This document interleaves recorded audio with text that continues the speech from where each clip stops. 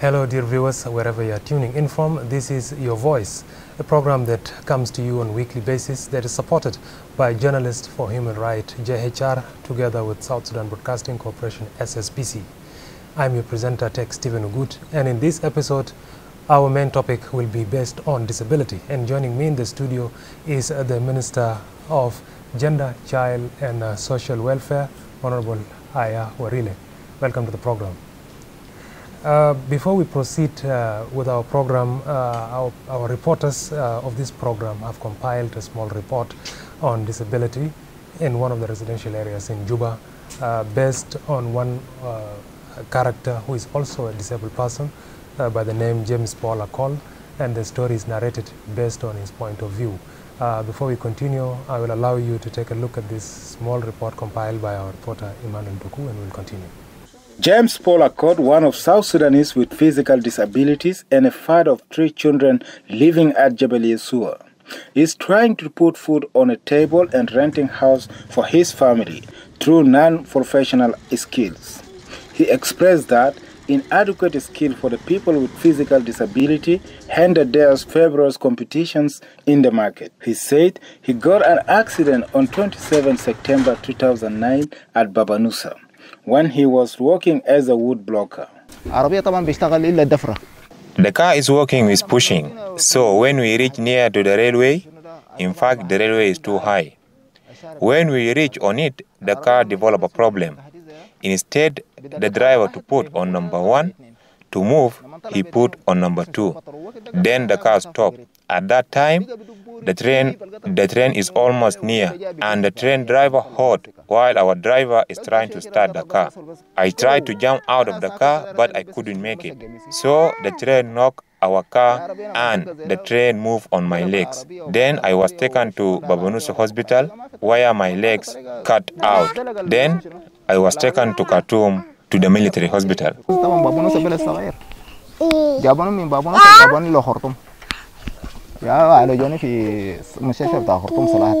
James said despite his skills and knowledge on mobile repair and metal work, NGOs are not interested to offer them jobs. He explained that he is willing to train up other people with disabilities to have the skills. James Paul appealed to the government and NGOs to visit people with disability, not for the money, but rather would help them psychologically. He added that let the NGOs not only provide food, but would also empower them. The Secretary General of South Sudan Association of Vision Impairment, Agustino Wudu Ilario, said the association has a common goals with the Association of Physical Disabilities, with the aims of advocating for the right of the people with disabilities because they are part of the society deserve recognitions of dignity. Persons with disabilities, they need to be given equal access and equal opportunities. In their families, they need to be provided with all the necessary needs. He has a right, or he also has a right to go to school like any child in the house. He has a right to access better medical services like any child in the house.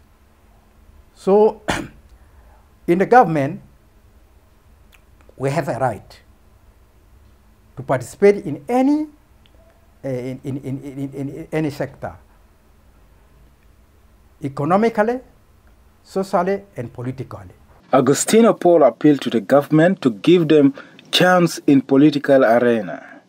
He added that the government needs to take the issue of persons with disabilities regarding education and empowerment seriously. According to the UN Conventions on the Rights of Persons with Disabilities, including those who have long-term physical, mental, intellectual or sensory impairment, which interact with the virus bearers, may hinder theirs to full and effective participations in a society on an equal basis. Emmanuel Duku, SSBC. Well, you have seen that report by Emmanuel Duku, which was concentrating on disability and centering around a character by the name James Paul. There are so many of them in South Sudan. So at this juncture, Honorable Minister, Honorable Aya Warile, I would like to ask you about what your ministry is doing to support people with disability. What are the plans that the ministry has put in place to support people living with disability?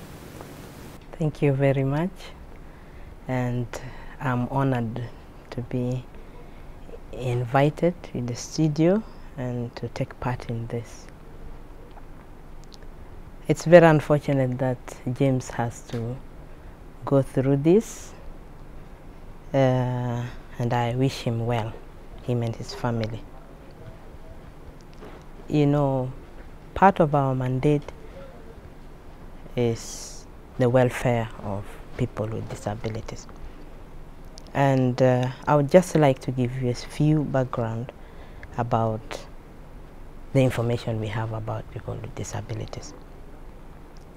In the context of South Sudan, that was done in 2008, 2009. Sudan Housing Survey. It says that 5.1% of our population lives with disability.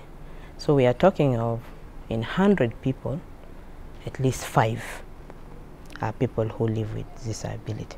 Of course, it varies from one state to the other. And in the case of James, because there's a breakdown of what kind of disability people live with, in the case of James, which is accident accounts for about 10%. 10% of the people living with disability are caused by accident. In the Ministry of Gender, Child and Social Welfare, we have different organizations of people living with disability. We have the blind, we have the deaf, we have people who are living with disability due to polio, we have those with blood pressure, we have the ones for James, a road accident. Some acquired disability during birth. They are all organizations. They organize themselves. We know where they are. When we have any program that needs them, like now with COVID-19, we know exactly where to get them because we are already in contact with them. So we just reach out to them. They are so organized and they carry out their activities. Sorry to interrupt you briefly. The data you are giving us, statistic that you just gave us, I believe it's for the entire Sudan before the independence of South Sudan. Has there been any attempt so far since independence to get an accurate statistics of the number of those living with disability? Not really. Not really. But what we are doing now is to make sure that Juba has always been ours, accessible.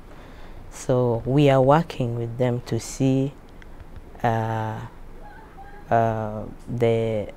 kind of organizations. For example, the blind, what connections do they have with the states? So how many are in each state? We are trying to empower them to make sure that we get now the recent information about that. But that one is acting like a base. This is what we refer to every time we do our... You also mentioned the different types of disabilities that your ministry considers. The accident that you mentioned, I believe an accident itself, there are the inflicted accident by others due to conflict and all this, and normal accidents that happen. And then there are those who are disabled as a result of diseases and so many things, and there are those who are actually born with their disabilities. In the statistic or in providing services to these people, is there any sort of differentiating the type of support that goes, or they are all generalized and perceived equally? As organizations, I would give you an example of people with visual impairment, blind people, and the deaf, because these are the two we have already a very concrete and good structures for them. We have a school for them already. So in the school, you know, when you teach a blind person, the technique is different. When you train somebody who is deaf, is also different.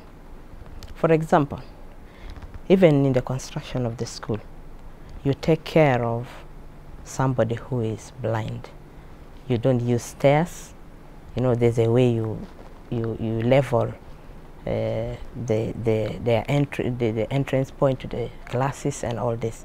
So it really depends on who has what. For example, if somebody is using wheelchair, of course, the way you would even prepare their environment of learning is different. So it's really our trainings or facilities are tailored towards the kind of disabilities that our people live with. And picking up from that very point that you just raised, apart from putting these facilities within the school of the blind and of the deaf, for example, where they are supposed to have some sort of facilities, especially to enter the buildings, today if you observe most of the public or private structures in South Sudan, they don't observe facilities for the disabled. If it is washrooms, they don't indicate the washrooms for the disabled people. If it is the stairs, you find some buildings only have the stairs for the able-bodied and so forth, including public service and all this. So what is your ministry doing to ensure that this message is sent out, especially even to the people constructing this building and to people operating in such facilities, to ensure that they indicate such things as such? The issue with the ministry, we deal with a range of people. Let me say everybody falls under that ministry. And this group of people, we term them as vulnerable because of the different conditions they live under, or the different conditions they live with. They are part of our society. As I earlier mentioned, we are talking of 5 in every 100. This is a big number. Unfortunately, their rights are not taken care of. Their needs are not taken care of. Let me put it this way, even in our own families, if one child has any kind of disability, is normally treated differently. In fact, we discriminate against. If the school fees is not enough, we would prefer to send this other child and leave this with disability in the house. So it's a whole range of problems that they face, right from homes. So if in our own families we don't take care of people with disability, who else would take care of them? These people who construct, those who run those hotels, those who construct the offices, they somehow have contact with people with disabilities. But yet, we don't talk about them. We don't take care of their needs. So people are not aware, or we've decided not to be concerned about this. We have, it's their right. It's not even a favor somebody's doing. So we need to do more. People have to know about this group of people existing, and that is their right to education, to all the services like any other person, including what we've just mentioned. And regarding these disabled people, as you mentioned, starting from their families at home, in order for them not to be seen as a burden to their families, to the society, the best thing would be, of course, to give them education to empower themselves. You mentioned that there is one such school for the disabled, which is the one for the blind. Is there any other school for different type of disability that the government or any international organization, NGOs or private sector, any group has supported in South Sudan so far, apart from the blind? What falls under the Ministry of Gender Child and Social Welfare is what I've mentioned.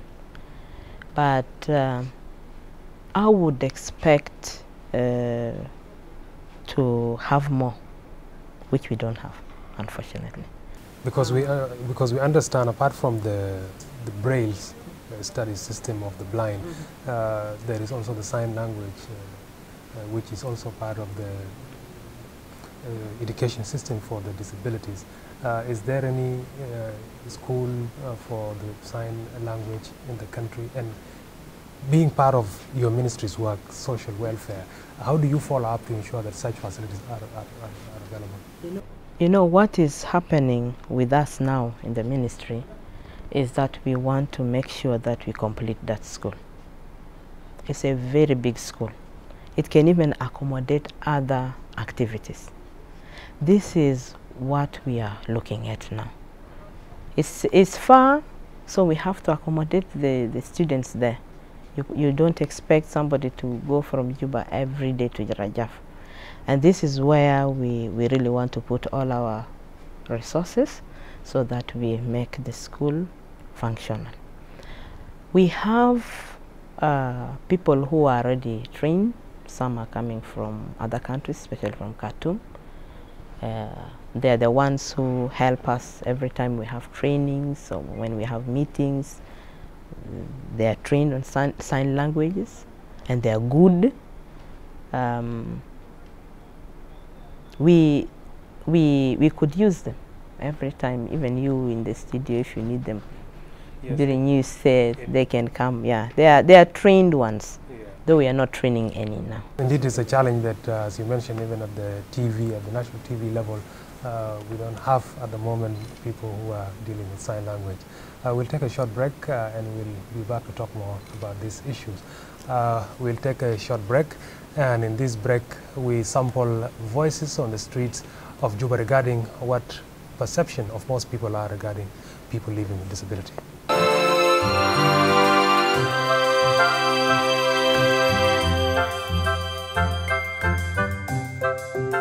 المجتمع قاعد يبعد الزول زي ده لانه يفتكروا انه الزول ده خلاص انه فقد عمل، ما ممكن يقدر يواصل حياته، ما ممكن يباشر حياته زي الباقيه.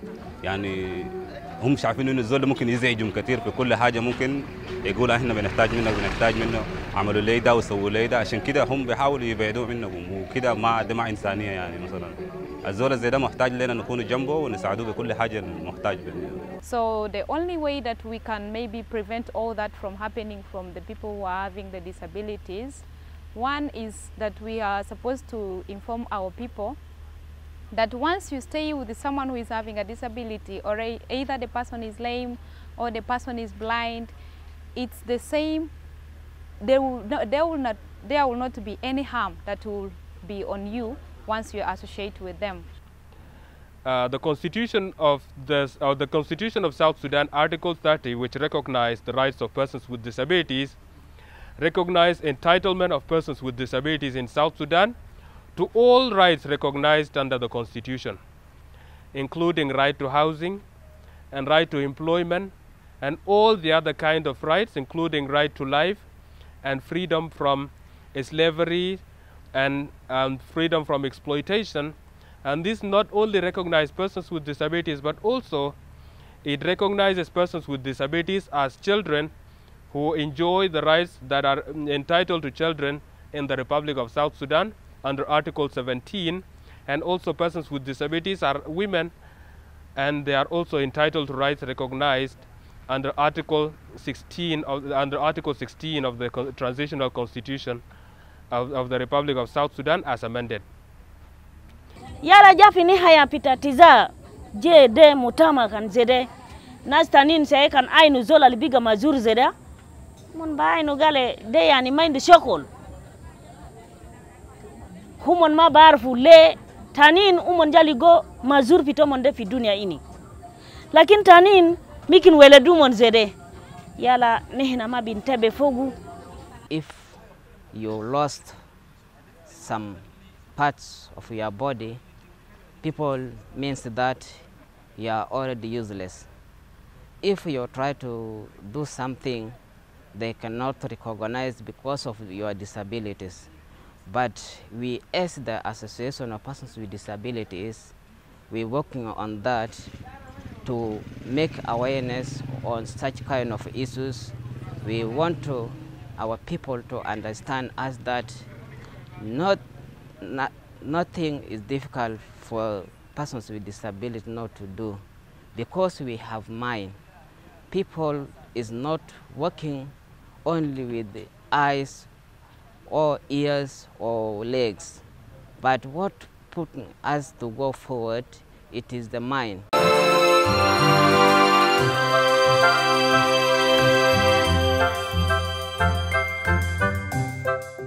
Welcome back from that brief Vox Pops, and you have seen that small Vox Pops there, Honorable Minister. People with disabilities, of course, they have a lot of challenges. First, getting basic facilities, basic services like education, and even if they get education, also competing actively in the job market is another challenge for them. So in this case, what does the government do to ensure that people with disabilities are given consideration to gain access to the job market so that they can be employed, empower themselves, and empower their families effectively? What was his name? He quoted the Constitution. It's what we should have referred to. But unfortunately, we don't. I still keep on saying this. The basic unit of any society is the family. How the family looks at persons with disability matters a lot. How we use them. Some are put on the roadside to raise some funds, some for other things. The girls are given up. These are not happening at the higher level. It's happening right at the family level. So it starts with us. Out there, we change our attitude. Let's understand them. Let's see how we can help them, because a child's responsibility lies with the family. If the facilities are there to train them, allow them to be trained. And in the ministry, after we move with the blind and the deaf, you know, most of the people with without legs, for example, they need to move from one place to, for example, to school. What we are doing, we have a rehabilitation center. We provide them with the wheelchair, depending on the need. When somebody has a problem, is taken there, is assessed, then they provide them with the equipment, and then they're trained on how to use it. Such a person can find their way to school. But other needs, for example, the mentally challenged, we don't have that facility. I went to the prison and I found that some are kept there.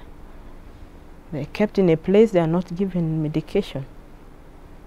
I think these are the areas we should work on. Simply because some are very, very violent.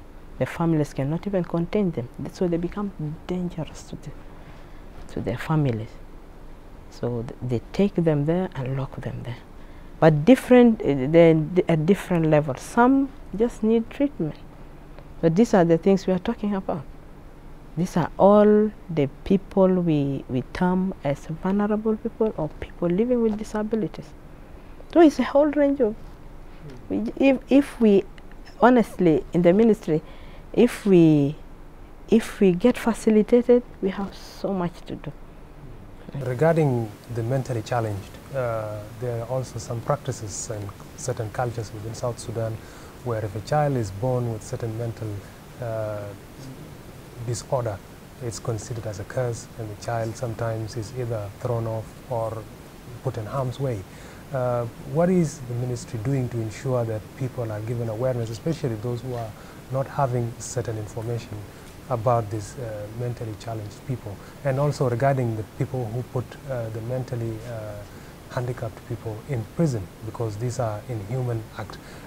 What are the plans so far to ensure that people stop taking people with such condition to prisons? It's not only the mentally challenged. Some consider when you are born blind, you are a curse to the family. All the others. If you, for example, something happened, an accident happens like the one of James, if he's amputated, they think you are bringing bad luck to the family. So this issue, I don't know whether it's cultural, it applies to all. For the mentally challenged, when I visited and I realized they were there, we had a chat with the Minister of Interior, and I asked him what that one, because I couldn't go there, they were shouting and they were making a lot of noise. Then I came to understand, I didn't know, I came to understand that those guys are even dangerous to the family.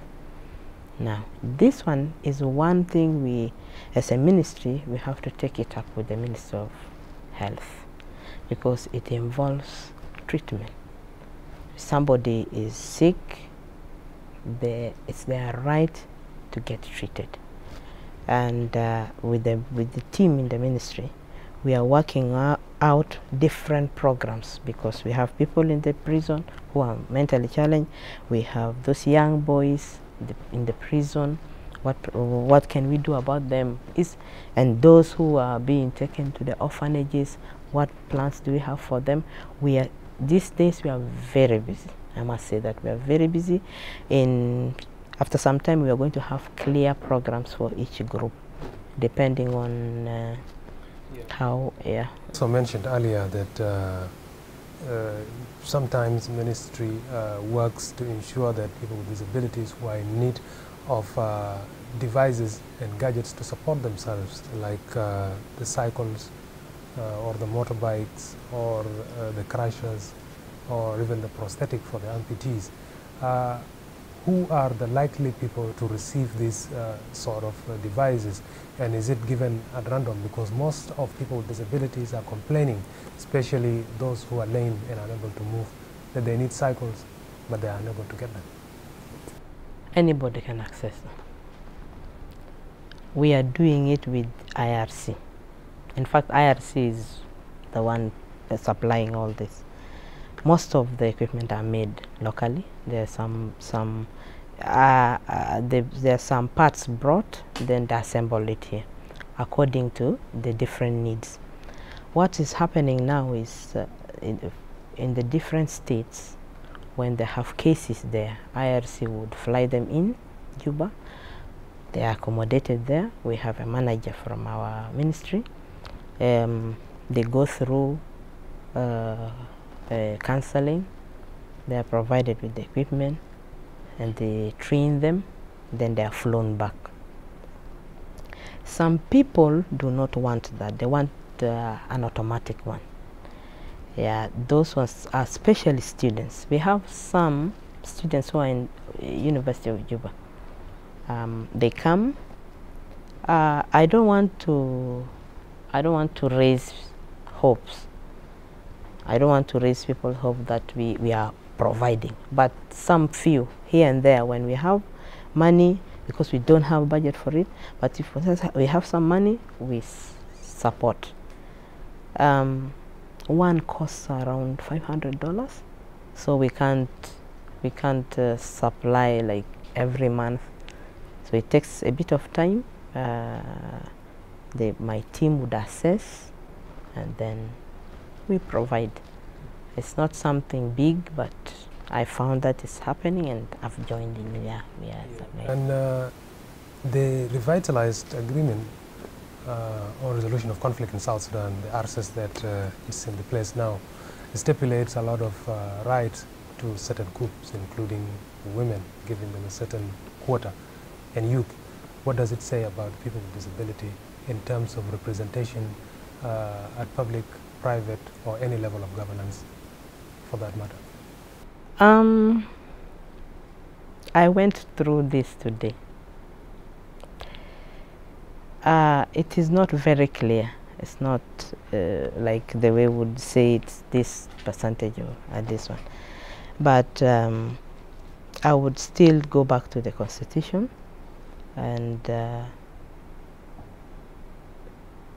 still say the representation is very important, because they are part of the society.